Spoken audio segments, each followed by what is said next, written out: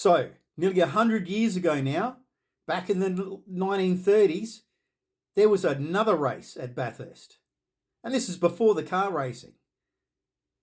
The Auto Cycle Union of New South Wales gained the use of a series of public roads around Bathurst to stage the New South Wales Grand Prix at Easter in 1931. This started the tradition of motorcycle racing at Bathurst at Easter, which grew to become quite legendary, especially when you consider the pitched battles on the top of the mountain between law enforcement officials and motorcycle enthusiasts. Anyway, back to the the New South Wales Grand Prix. It graduated to becoming the Australian Tourist Trophy and the Australian Grand Prix. The circuit was just under 7.25 miles, which is 11.5 kilometres for us metric guys. Well, these were the days of wooden ships and iron men, the circuit being entirely gravel, except for 100 metres of bitumen at the starting finishing point. This wasn't to help the riders out. This was because the sale yards were right next to the railway track, which was adjacent to the circuit. And sale yards are where they sell beasts, and beasts don't use toilets. And in order to stop shit getting stuck in your boots, they paved the area so it could be hosed off easier. There were corners named after Cable and Orton Park. There was a Devil's Elbow.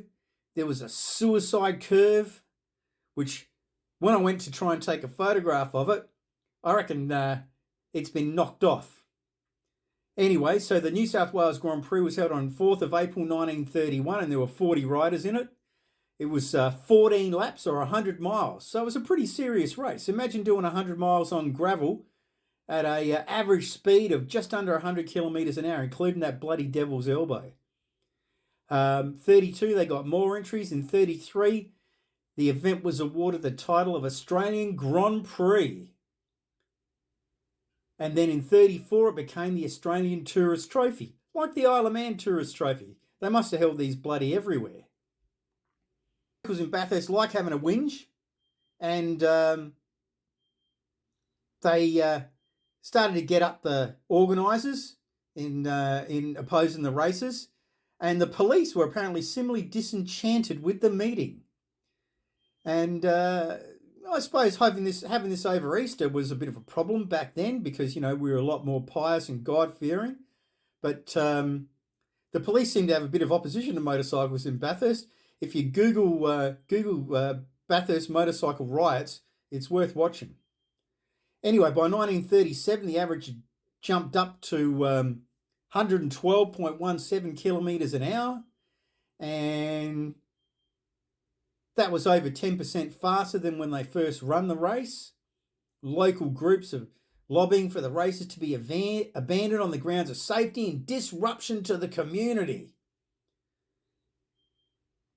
But the mayor was a motorcyclist himself, and he kept it going. And he was a sensible bloke. Business knew that there was money coming into the town, even if it was bloody motorcycle enthusiasts.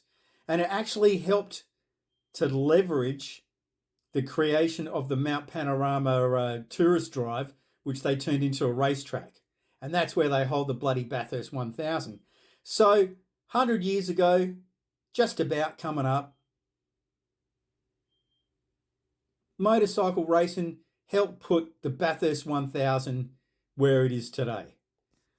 Okay, viewers, I've ripped a lot of this shit off from the Australian Motorcycle News. They did an article in November of 2018, and the images, which were credited to a group called, Independent Observations.